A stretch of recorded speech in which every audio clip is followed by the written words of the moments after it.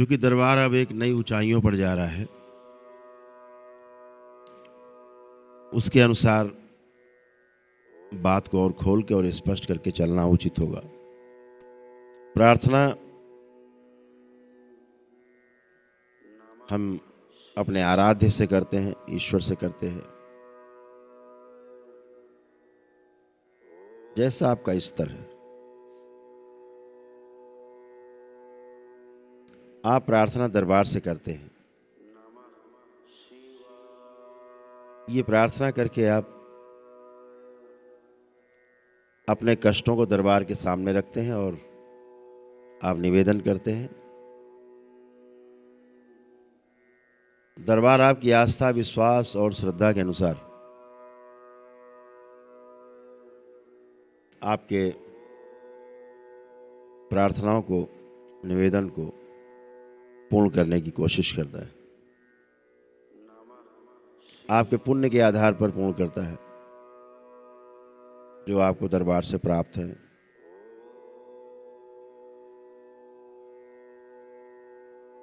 जितना सकारात्मक आप दरबार के प्रति होते जाते हैं, उतने आपके पुण्य बढ़ते जाते हैं। पुण्य का अर्थ समझदारी से हमारा उसका अभिप्राय है। पुण्य का अर्थ समझदारी से है। जितना समझदार आप होते जाते हैं, दरबार के प्रति सकारात्मक होते जाते हैं, आपकी समझदारी उतनी बढ़ती जाती है। उसे पुण्य कहा गया। ना समझी को पाप कहा गया, समझदारी को पुण्य कहा गया। आप समझदारी पूर्वक कोई कार्य करते हैं, आपको भी सुख मिलता है, और जिसके साथ आप समझदारी पूर्वक, जिम्मेदारी पूर्वक भागीदारी करते हैं, उसी से भाग्य निर्मित होता है। उसे भाग्य कहा गया। अपनी शरीर यात्रा में जितना हम अपने भाग्य के द्वारा जो निर्मित किया है, समझदारी से, जिम्मेदारी से भागीदारी करते हुए जो हमने अर्जित किया है, उसको हम भोग पाते हैं अपने जीवन काल में।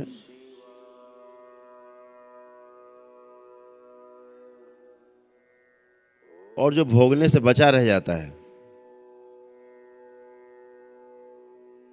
जब आपका अगला जन्म होता है तो बचा हुआ जो रह जाता है उसे प्रारब्ध कहते हैं।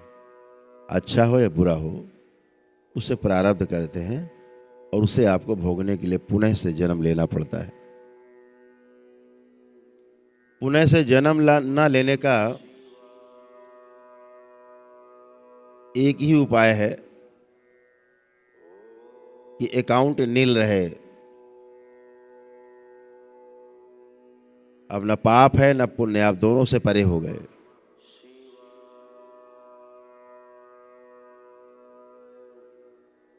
कुछ भी बचा रह जाएगा, पाप चाहे पुण्य, कोई स्मृति बाकी रह जाएगी। भोगने के लिए दोबारा आना ही पड़ेगा। आपको एक अवसर प्राप्त हुआ है दरबार के रूप में।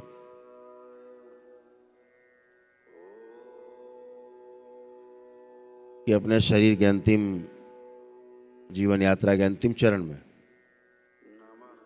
आप सभी प्रकार की स्मृतियों से ध्यान साधना के द्वारा मुक्ति पाकर और समाधि को प्राप्त करते हैं। समाधि का अर्थ है समय से पार जाना। अभी आप समय के अंदर हैं।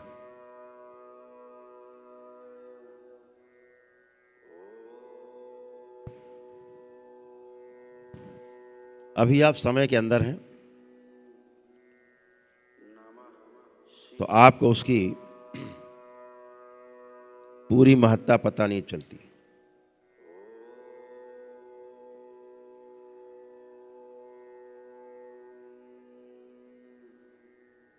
जैसे ट्रेन जा रही है, ट्रेन के अंदर आप बैठे हैं, रेल के अंदर, और आपके हाथ में एक बॉल है, गेंद है छोटी सी। आप उसको उछालो तो हाथ में आएगी।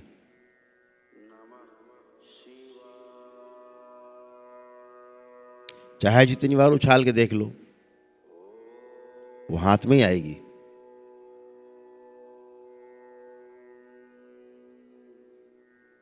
लेकिन अगर वही आप खिड़की से हाथ बाहर निकाल के बॉल को उछाल दीजिए तो बॉल कहीं और चली जाएगी।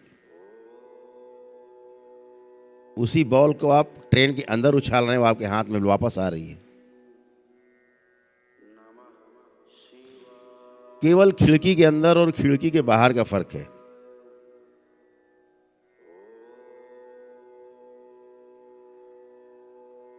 कितना अद्भुत है। एक ट्रेन के अंदर है, एक ट्रेन के बाहर आपने कोशिश की है उछालने की बॉल। ऐसे ही एक समय के अंदर है और एक समय के बाहर है। हल्का सा फर्क होता है, हल्का सा, एक पतला सा धागे से भी महीन, इतना फर्क होता है इधर या उधर में। क्रिया उसका परिणाम बदल जाता है। तो समाधि का अर्थ है समय से पार जाना। अब वह बॉल जो पूरी नियंत्रण में थी समय के, अब वो समय के नियंत्रण से बाहर चली गई, इसलिए वापस आपके हाथ में नहीं आई। ऐसे ही आप जब समय से पार जाते हैं तो आप जो समय के नियंत्रण में होते हैं, आप समय के नियंत्रण से बाहर चले जाते हैं। फिर क्या होता है? समय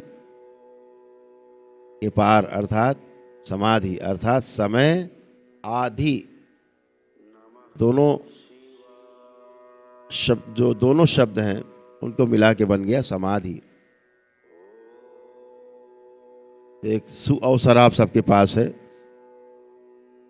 कि जीवन के उन क्षणों को जो आप पाना चाहते हैं, ईश्वर से नजदीकी चाहते हैं, ईश्वर में ही विलीन हो जाना चाहते हैं,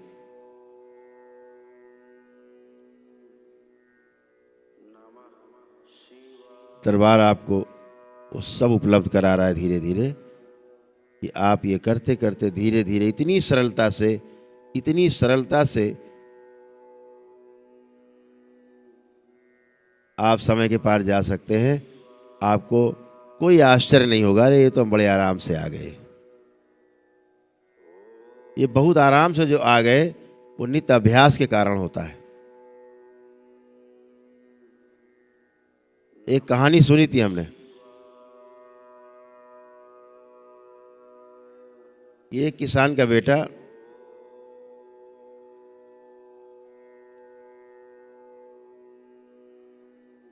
गाय पाले था। जब वो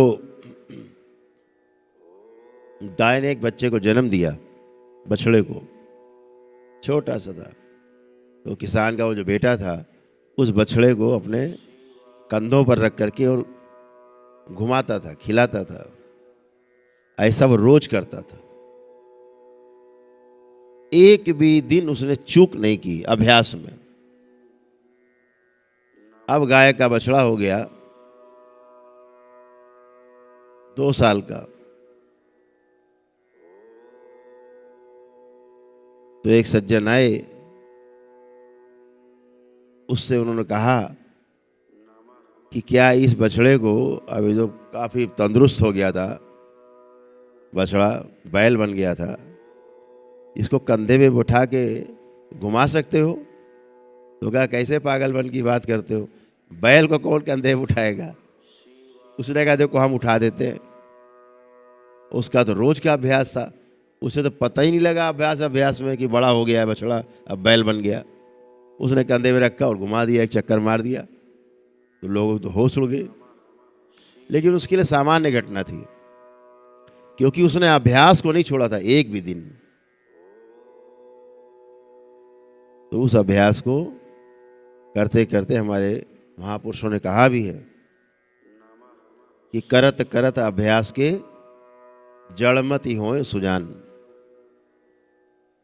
अभ्यास करते करते जो जड़ बुद्धि के लोग हैं वह भी जो है बहुत बुद्धिमान बन जाते हैं, सज्जन बन जाते हैं। मूर्ख भी सज्जन बन जाता है। तो इसलिए अपने अभ्यास को नहीं छोड़ना है। ध्यान साधना चाहे रोज 10 मिनट करें। प्रतिदिन जो भी ध्यान साधना कर रहा है पूरे आनंद में है, पूरे आनंद में। और इस ध्यान साधना से जो ज्योति जलती है आपके अंदर, चाहे कितना समस्याओं का आंधी तूफान आए, इस ज्योति को कोई बुझा नहीं सकता है। ये ज्योति और तेज हो जाती है, प्रज्वलित हो जाती है एक बार जब। तो इसलिए अपने ध्यान साधना के कार्यक्रम को करना है। यहां पर आपका निवेदन काम करता है। फिर निवेदन के बाद दूसरा चैप्टर खुलता है कृतज्ञता का। एक भाव फिर आता है कृतज्ञता का। उस कृतज्ञता में हम संकल्प लेते हैं। हमारी धार्मिक मान्यताओं में है, हमारे हिंदू संस्कृति में है, हम जा करके दरबार में और मान्यता मानते हैं।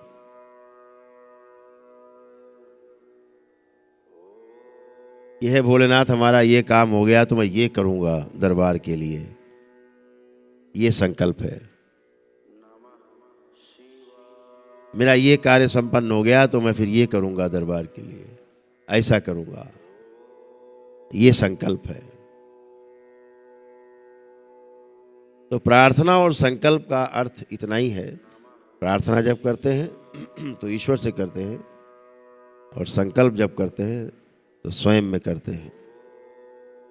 और जितना ही आपका सत्य से भरा हुआ संकल्प होगा, वो बुद्धि का क्षेत्र है, जितना गहरा संकल्प होगा आप पाएंगे उतना ही तेजी से आपकी प्रार्थना पूरी होती है। ये संकल्प और प्रार्थना का हेड एंड टेल है। बहुत सूक्ष्म विज्ञान है। अभी हमारे बीच में एक बच्चा है, रहता है, बाबा माँ को बहुत प्रिय है, बड़े लाडले हैं बाबा माँ के, राहुल भामरा जी।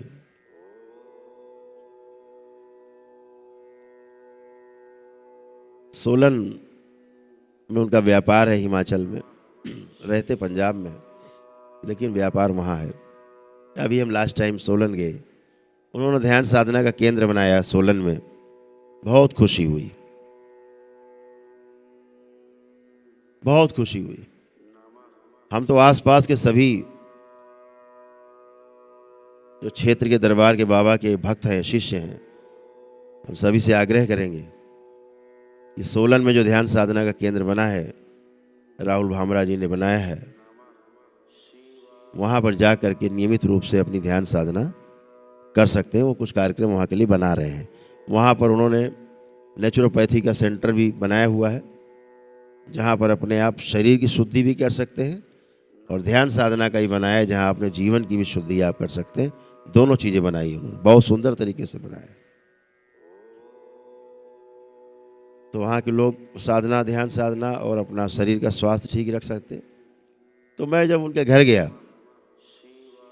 तो उनके पिताश्री, उनके जो चाचा जी थे, सभी लोग,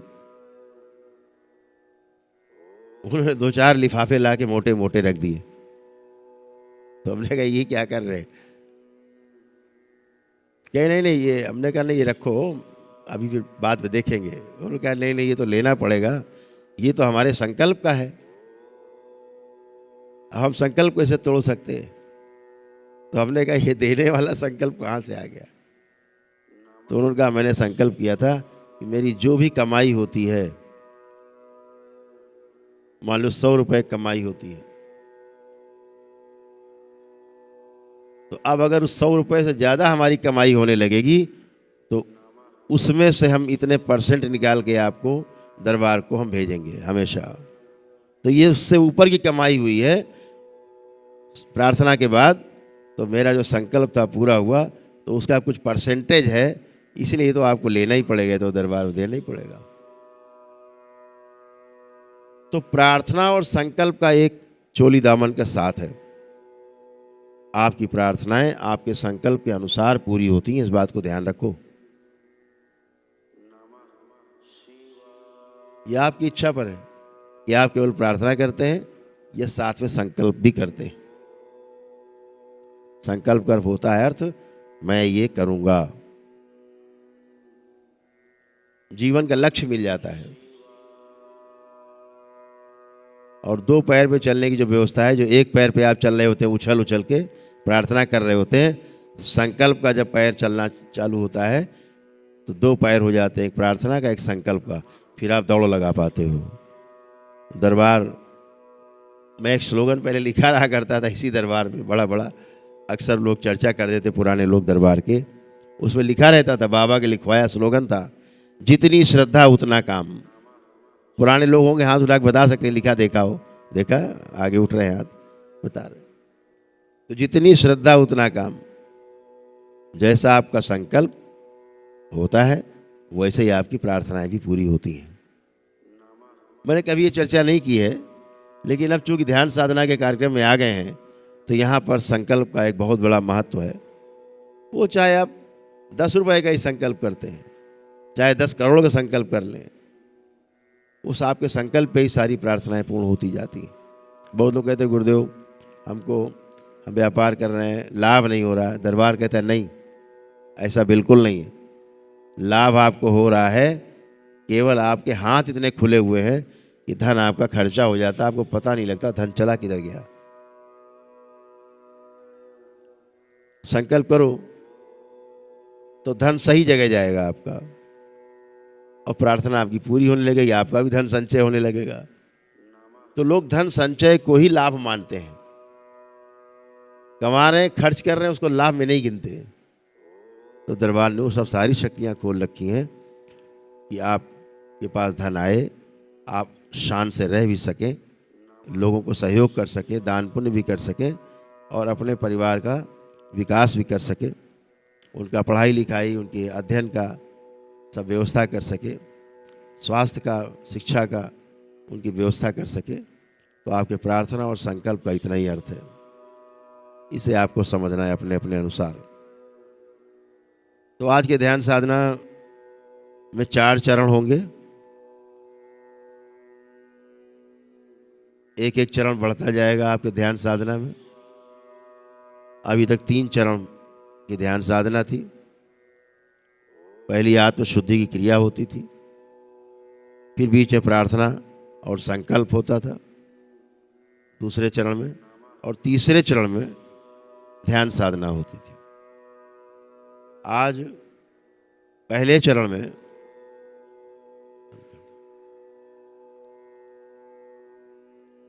हम कुंभक का सदुपयोग करेंगे।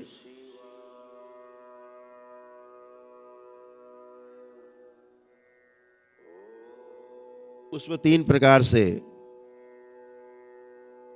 हम लोग करते आए हैं।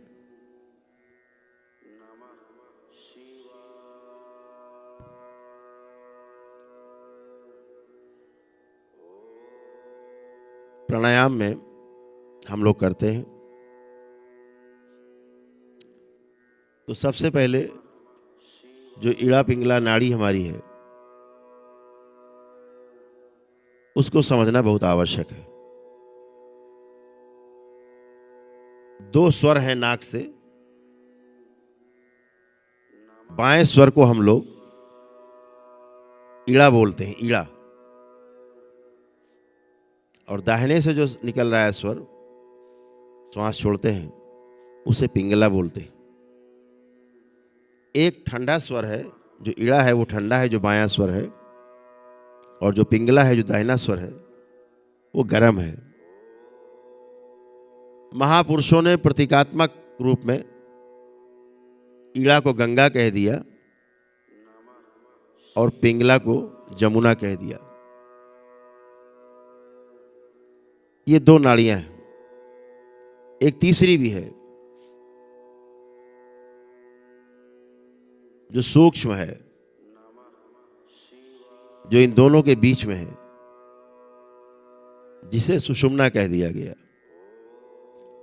तो बाईं नाड़ी ईड़ा, दाहिनी नाड़ी पिंगला, और जब दोनों सम चलती हैं तो उसे हम सुषुम्ना का प्रभाव मानते हैं।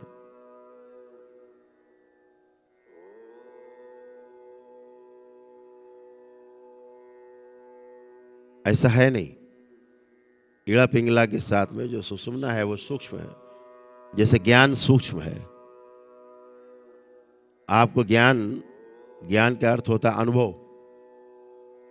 सड़क किनारे बैठा हुआ एक मोटरसाइकिल का मैकेनिक, उसके पास अनुभव है।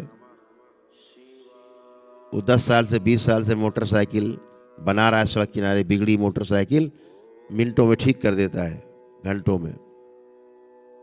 एक लड़का आईआईटी से मैकेनिकल इंजीनियरिंग पास करके आता है, स्कूटर से जा रहा होता है मोटरसाइकिल से, उसकी मोटरसाइकिल खराब हो जाती है, वो अपनी मोटरसाइकिल नहीं बना सकता,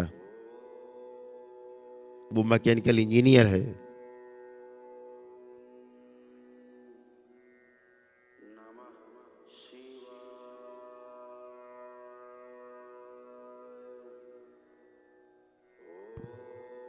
तो एक के पास डिग्री है, आईआईटी से पास होके निकला है बाहर, मोटरसाइकिल उसकी खराब हो गई, अपनी मोटरसाइकिल बना नहीं सकते। एक अनपढ़ आदमी जो सड़क किनारे बैठा है, टाट बिछाए, वो उसकी मोटरसाइकिल को 5 मिनट में ठीक कर देता है। एक ने थ्योरी पढ़ी है, सूचना एक के पास है, दूसरे के पास ज्ञान है। एक के पास इंफॉर्मेशन है, आईआईटी के वालों के पास, पढ़े बच्चों के पास, और सड़क किनारे जो बैठा है उसके पास नॉलेज है। आज के समय में इतना अपभ्रंश हुआ है कि हमारी इस नई पीढ़ी ने सूचना को ज्ञान मान लिया है। तो कुछ लोग बैठे बैठे देखा होगा, तमाम लोग ज्ञान बांटते रहते हैं। दिन भर देखिए यूट्यूब पे, फेसबुक पे ज्ञान बांट रहे हैं। वो ज्ञान नहीं है, सूचना है। या तो किताब पढ़ के सूचना इकट्ठा कर ली, या किसी से सुन के सूचना इकट्ठा कर ली है, वो बाँच रहे हैं दिन भर। आहा, क्या बात है, महाराज जी कितनी सुंदर बातें कर रहे हैं, और महाराज जी अंदर से बिल्कुल काले हैं। बातें सुंदर हैं, अंदर से असुंदर हैं, मरे जा रहे हैं, पिघले जा रहे हैं, सड़े जा रहे हैं, गले जा रहे हैं, लेकिन उपदेश पे उपदेश चले जा रहे हैं। ज्ञान का अर्थ है कि जो अगर आपको अनुभव हो गया है तो आपके आचरण में आएगा जरूर, और आपके आचरण में नहीं आ रहा है मतलब अभी आपको अनुभव नहीं हुआ है, आपको ज्ञान नहीं हुआ है। बातें चल रही जैसे छोटा सा बच्चा, जब तक उसने आग का छू करके अनुभव नहीं किया है, माँ रोटी बना रही है, बच्चा बार बार चूल्हे की तरफ जलती आग को देख करके आकर्षित हो रहा है, घुस रहा है उसी में, माँ फिर पकड़ती, इधर आओ नहीं जल जाओगे, उसे जलने का अनुभव नहीं है, वो बार बार चूल्हे की तरफ भागता है। एक बार माँ रोटी बेल ली, जरा सा चूक गई, तब तक श्रीमान जी ने हाथ उसमें घुसेड़ दिया चूल्हे में, बस अनुभव हो गया। अब ये बच्चा जवान होगा, बूढ़ा होगा, मर जाएगा, लेकिन आग के अंदर कभी हाथ नहीं देगा, ये उसका अनुभव है, उसके आचरण में आ गया। अनुभव आचरण में आके ही रहेगा, बचने का उपाय नहीं। मर जाएगा तभी आप उसको चिता में रख सकते हो, काश वो जिंदा हो तो आप चिता क्या, उसकी उंगली नहीं आग में छुआ सकते, भागेगा आदमी। तो अनुभव में और सूचना में इतना अंतर है। माँ सूचना देती रहती, बच्चा कहता हाँ गाना बज रहा है, हाथ तो घुसेड़ेंगे, जलती आग में घुस गए, अनुभव हो गया आप नहीं घुसेंगे। अब हाथ पकड़ के आग में डालो बच्चे को तो वहाँ चिल्लाएगा, अरे मर गए, उधर नहीं ले जाओ। तो अनुभव में सूचना में ये फर्क है। दिन भर यूट्यूब पे और आपके फेसबुक पे ज्ञान बट रहा है, दिन भर ज्ञान बट रहा है। अभी एक न्यूज चैनल है, राष्ट्रीय चैनल है, वो एक बड़ा काम कर रहे हैं कि जो धार्मिक लोग हैं उनको बुला बुला करके और चर्चा कराते हैं। संत संसद के नाम से चर्चा चल रही है। 5 संत संसद हो चुकी हैं, अब 6ठी संत संसद अमृतसर में है, होने वाली है। बड़ा देख करके दुख होता था। एक से एक मूर्धन्य विद्वान, जिनका आप सब आदर करते हैं, नाम सुन ले तो आदर से आपका सिर झुक जाता है उनके सामने, नाम सुन के सिर झुक जाता है। आप उनकी वहां बैठ के बातें सुन ले तो आपका सिर झुकेगा, लेकिन शर्म से झुक जाएगा, श्रद्धा से नहीं झुकेगा।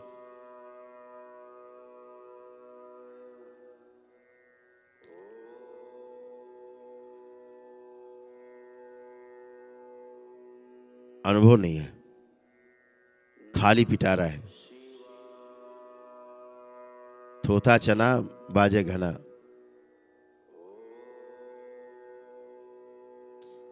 एक पात्र में पूरा चना भर दो, फिर हिलाओ तो नहीं बजेगा, और 10-20 दाने डाल दो केवल उसके अंदर डब्बे में, और फिर बजाओ, फिर देखो कितना तेज बजता है, सोने नहीं देगा। ऐसे ज्ञान बट रहा पूरे यूट्यूब पे, आप सूचनाएं सुनते हो, आपको लगता है बहुत ज्ञानी है। तो इस 5वीं संत संसद में मैंने लाइव चल रहा था, मैंने लाइव में कहा कि यहाँ जितने भी संत आए हैं इन सबका लाइव परीक्षण होना चाहिए, और सबसे पहले मेरा होना चाहिए कि हमने अपने जीवन में अनुभव क्या किया है, उस अनुभव का प्रदर्शन होना चाहिए।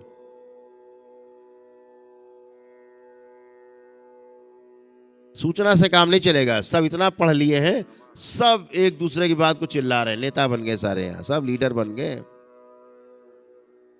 तो देश की इतनी बड़ी बड़ी चर्चाएं हो रही है, लगेगा ओ सारा भार इन्हीं पे है भाई।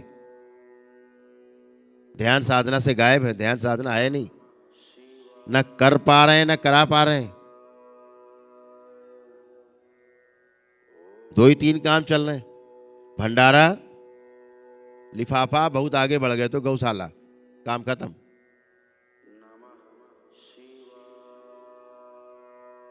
देख के दुख होता है। तो मैंने कहा पहले जिसने जो अनुभव किया अपने जीवन में, अब 6ठी संसद हो, संत संसद, तो उनको बुलाया जाए कि जो आ करके और अपना अनुभव किया हुआ, अपना ज्ञान यहाँ पर अनुभव जो किया है वो हम सबको अनुभव करा सके। अगर आपने अनुभव किया तो आप हमें अनुभव करा सकते हो। माँ को अनुभव है आग में जलने का, इसलिए बच्चे को बार बार रोक रही है, नहीं जल जाओगे जल जाओगे जल जाओगे। बच्चे के पास सूचना है, अनुभव नहीं है। तो आपको यदि अनुभव हुआ है तो आप हमें अनुभव करा सकते हो।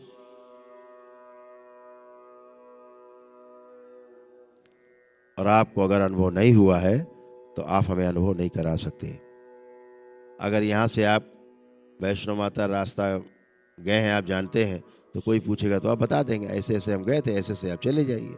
ये उसका अनुभव है, किताब पढ़ के नहीं बता रहा है, यूट्यूब पे देखे ऐसे ऐसे चले जाओ, उसका अपना अनुभव। कुछ पूछो सब बताएगा। अनुभव श्रेष्ठ है, सर्वश्रेष्ठ है।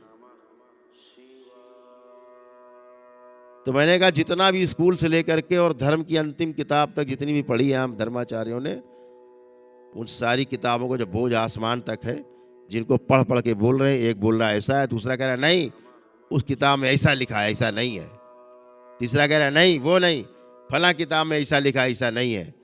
यानी उधार की चीजें बांट रहे हैं, सूचना दूसरों की कही हुई बातों को लेकर के कोट कर रहे हैं, रेफरेंस दे रहे हैं।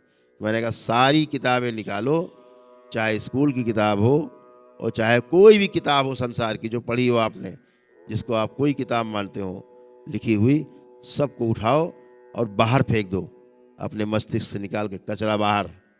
कुछ नहीं पढ़ा आपने, ऐसे हो जाओ। दूसरा, जिनको ईश्वर, अल्लाह, गॉड, भगवान कुछ ही मानते हो, देवी देवता, सब बाहर रखो। सब बाहर हो गया, चलिए ये भी बाहर हो गए हमारे दिमाग से। और जितना आधुनिक विज्ञान है, जो उसने जो यंत्र के द्वारा हमें जो सिखाया है, समझाया है, देखा है हमने, वो सारी टेक्नोलॉजी भी हम बाहर रख देते हैं। अब ये 3 चीज़ें बाहर हो गई दिमाग से आपके। अब आप बचे स्वयं। जब आप स्वयं बचते हैं तो उसे कहते हैं अनुभव। तो अब बताइए आपको अनुभव क्या हुआ है? आप न किताब की बात करेंगे, न देवी देवता भगवान या किसी आदि महापुरुष की बात करेंगे, और ना ही कोई टेक्नोलॉजी की बात करेंगे।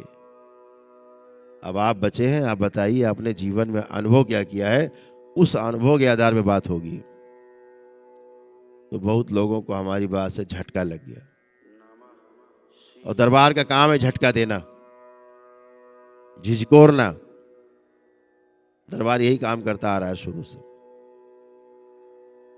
हमने कहा भाई जिसके पास जो विद्या है, जिसके पास जो अनुभव है, किसी को स्वस्थ करने की, अच्छा करने की, रास्ता दिखाने की समाज को, वो प्रदर्शित करे, ताकि लोगों को पता रहे कि किसके पास कौन सी विद्या है, तो वो उसके पास जा सके।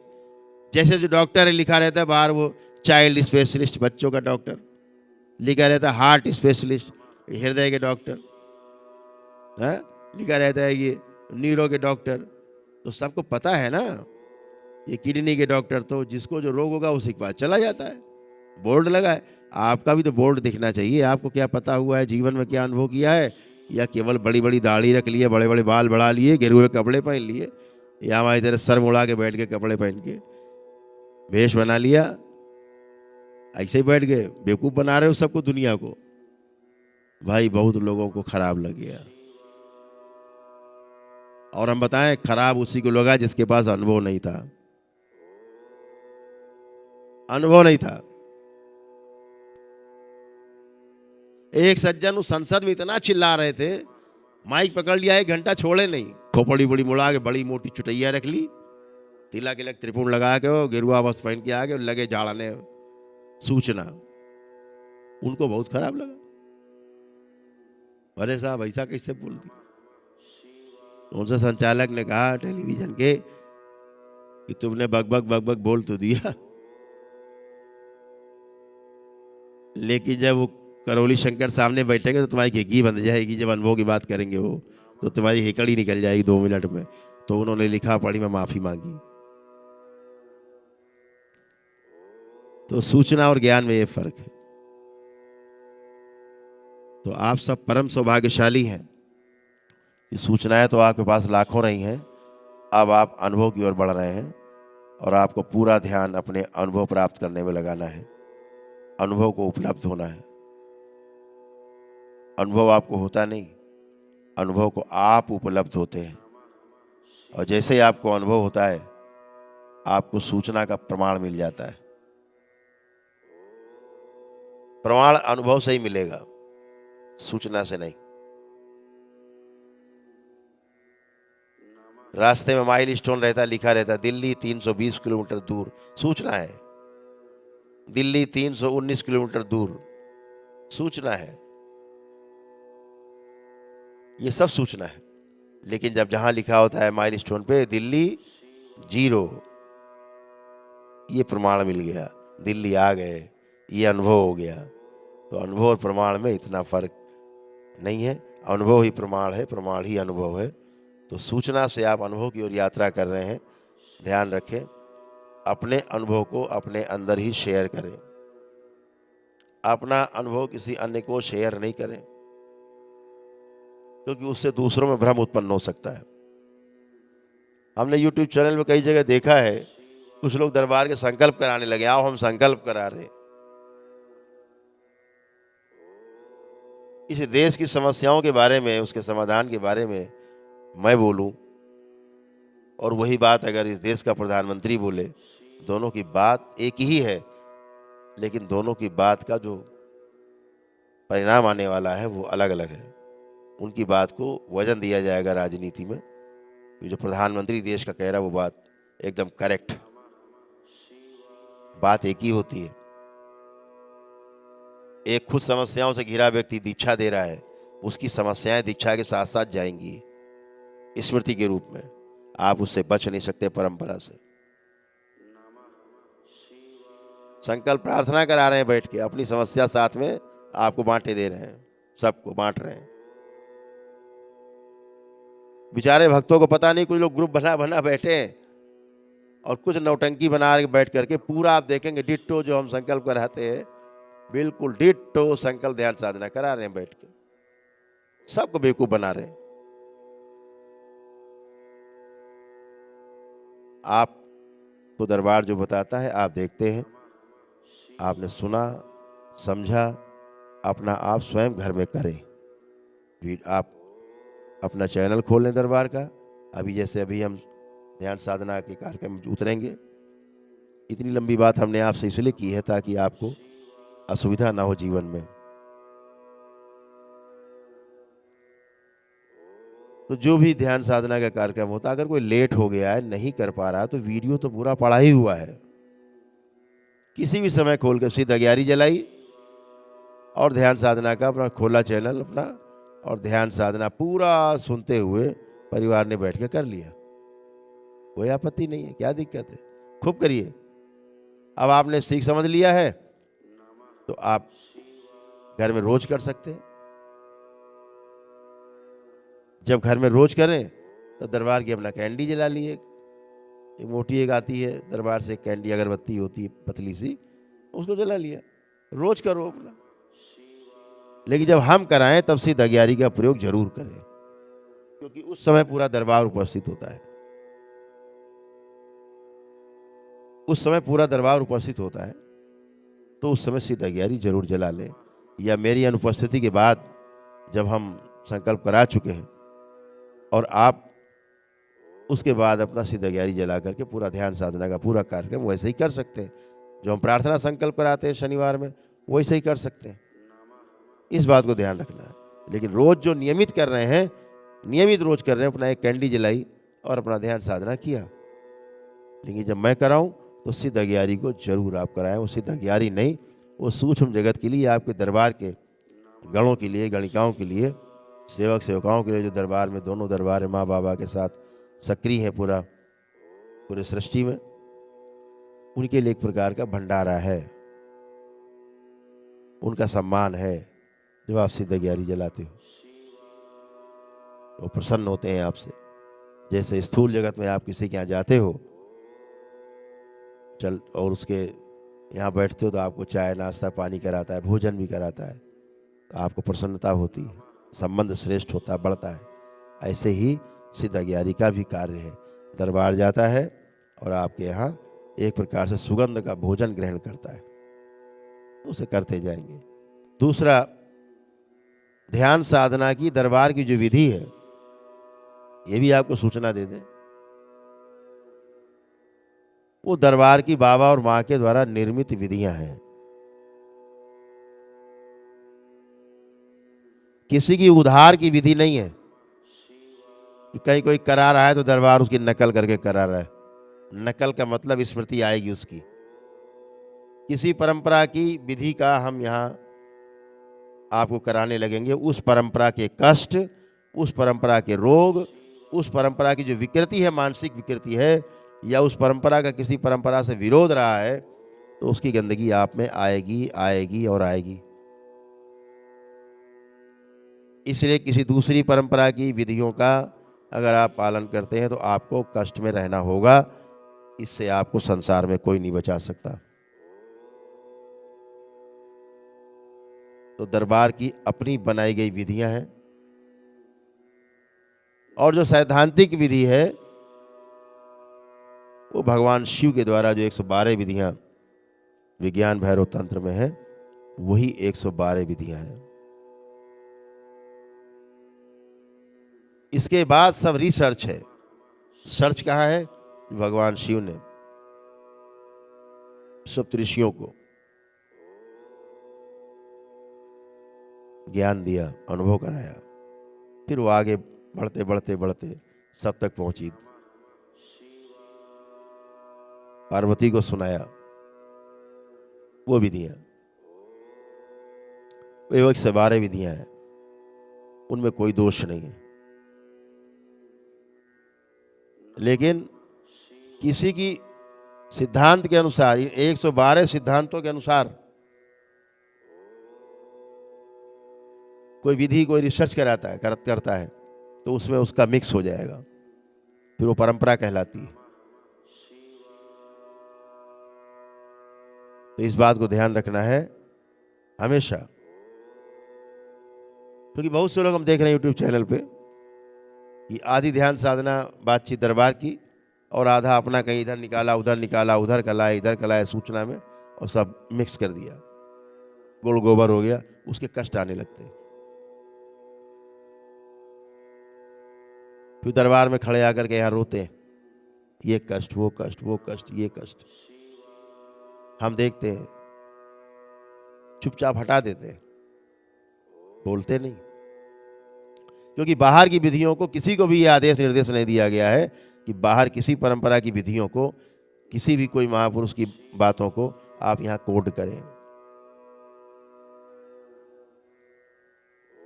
कोट करते ही मिक्स हो जाते हैं, उसकी स्मृतियां वायुमंडल में, इस पूरे सृष्टि में विद्यमान है, टक से अटैच हो जाती है, और वहां के रोग, कष्ट और समस्याएं, विकृतियां आप में प्रवेश कर जाती है। फिर आपको ध्यान साधना नहीं करने देंगी, आप में इल्यूजन पैदा करेंगे। इस बात का ध्यान रखना है। तो दरबार जो करा रहा है निःशुल्क, एकदम, ये तो निःशुल्क ध्यान साधना है बिल्कुल। और जो दरबार द्वारा बनाई गई ध्यान साधना है, दरबार द्वारा बनाई गई जो पूजा पद्धति है, वो दरबार कर रहा है। तो चाहे अनुष्ठान में हो, दरबार द्वारा बनाई गई विधियां हैं, बनाई गई शक्तियां हैं, चाहे हम आज जीवन यात्रा में अपने ध्यान साधना की ओर बढ़ रहे हैं, तो जो बनाई गई विधियां हैं वो है।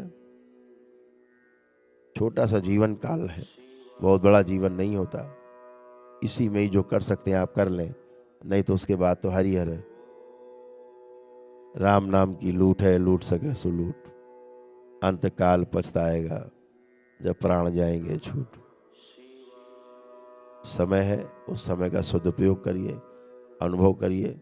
अभी इतनी बात को यहीं से समझ लेना है कि हमें ईड़ा, पिंगला और सुषुम्ना का जो हम बात कर रहे थे कि एक को ईड़ा कहा गया, बाएं स्वर को, दाहिने स्वर को पिंगला कहा गया, और मध्यम बीच में उसको सुषुम्ना कहा गया, उसे ज्ञान की देवी कहा गया। तो सरस्वती बोल दिया, गंगा बोला, जमुना बोला, और बीच में ज्ञान की देवी, उसको सरस्वती बोल दिया। सरस्वती को बोला भी ज्ञान की देवी जाता है, तो गंगा, जमुना और सरस्वती ऐसा बोला।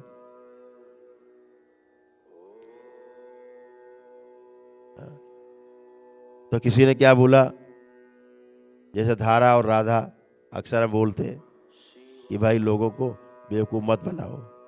राधा एक संकेत है, राधा एक इशारा है, जैसे सरस्वती एक इशारा है, संकेत है। ऐसे ही कहा भाई जो ठंडी थी, बहुत ठंडी, जो कृष्ण के ध्यान साधना करते थे, बोलते थे कृष्ण की राधा के बगैर नहीं रह सकते कृष्ण। तो राधा का मतलब होता है अभी जो धारा बह रही नीचे की ओर से, ऊर्जा आपकी बह रही है, नीचे बह रही है, ऊर्जा उल्टी हो जाए तो उसे राधा कह देते। नीचे जा रही तो धारा बोल दिया, धारा का उल्टा कर दो, धा पहले और रा, तो धारा हो गई, और रा पहले आ गया, धा बाद में हो गया, तो राधा हो गई। जो ऊपर की ओर आप कुंडलिनी को जो आप चक्रों के माध्यम से ऊपर ले जा रहे हैं, अपने प्राणों को स्थिर कर रहे हैं कहीं ले जा करके, तो उस कुंडलिनी साधना में उसको राधा कह दिया गया। राधा कोई व्यक्ति नहीं, राधा शक्ति है। तो वो शक्ति कौन सी है? वो कुंडलिनी शक्ति में जो सरस्वती के स्थान पे हम उसका सांकेतिक प्रयोग करते हैं। तो ये जो प्रयोग इस तरह के हैं, वो हम लोगों ने जैसे कहा, बायों को कहा रुक्मणी, कूल थी, ठंडी थी, तो ईड़ा हो गई रुक्मणी। तो पिंगला हो गई सत्यभामा, सत्यभामा बड़ी क्रोधी थी, जो भगवान श्री कृष्ण की धर्म पत्नी थी, बहुत क्रोधी थी, गर्म थी। तो बाएं को कहा रुक्मणी, दाहिने को कहा सत्यभामा, और जो ज्ञान की देवी उसको कहा राधा। जो धारा का उल्टा हो गया तो राधा कहा, तो उसे राधा का ज्ञान की देवी है। तो भगवान श्री कृष्ण बगैर राधा के नहीं रह पाते थे, अर्थात हमेशा उनका जो है ऊपर की ओर ही उनकी गति थी, नीचे की ओर धारा नहीं थी, ऊपर की ओर राधा थी। तो सदैव राधा के साथ, ज्ञान के साथ रहते थे। राधा ज्ञान का प्रतीक है, राधा शक्ति है, राधा कोई व्यक्ति नहीं। आप देवी देवता मान के पूजने लगते हैं, और सरल हो गया, बैठ के घंटी हिलाई, अगरबत्ती सुलगा दी, हो गया काम राधा का। अरे भैया राधा प्रयास करो, कहा ना कि करत करत अभ्यास की जड़मती होए सुधान। तो जो सुजान बनना है तो राधा धारा से कटना है, नीचे बहाव बंद ऊर्जा का, ऊपर की ओर ऊर्जा बहने लग जाए आपके प्रयास से। वो राधा है, वो शक्ति है, वो पूजनी है शक्ति, वो आपकी है राधा। जैसे कृष्ण की राधा तो ऐसे आपकी राधा। सबकी राधा अलग अलग है, सबकी कुंडलिनी शक्ति अलग अलग है। राधा कोई व्यक्ति नहीं कि मूर्ति बना के आप पूजने लगो। राधा को पाने के लिए लोग हिमालय चले जाते हैं और वहाँ जा करके उस ज्ञान को प्राप्त करने की कोशिश करते, ध्यान साधना के माध्यम से, जो आप दरबार में बैठ के कर रहे हो। तो हमेशा बात खुली रहे, दिमाग खुला रहे। इसको ईड़ा पिंगला और सुषुम्ना को कई नामों से पुकारा गया है। हम कम से कम 10 नामों से आपका परिचय करा सकते हैं, ईड़ा पिंगला और सुषुम्ना का। अभी इतने से काम चलाते हैं, अगले सेशन में इस पे विस्तार से चर्चा होगी।